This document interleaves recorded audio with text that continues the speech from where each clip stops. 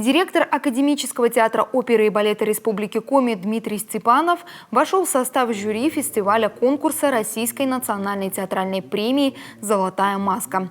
Всего в жюри 30 человек, по 15 в каждом из направлений. В конкурсах спектакли театров драмы, театров кукол, оперы, мюзикла и балета. Все постановки, номинированные на премию, члены жюри будут просматривать в тех городах, где проходили их премьеры. Конечно, участие в работе жюри национальной премии «Золотая маска» – это огромная ответственность и новый уникальный профессиональный опыт для меня.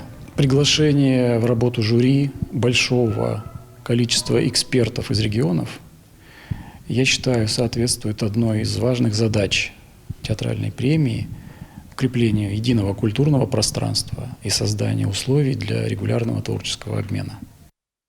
«Золотая маска» – это независимая профессиональная награда в области театрального искусства, которая вручается Союзом театральных деятелей России за особые успехи в профессии.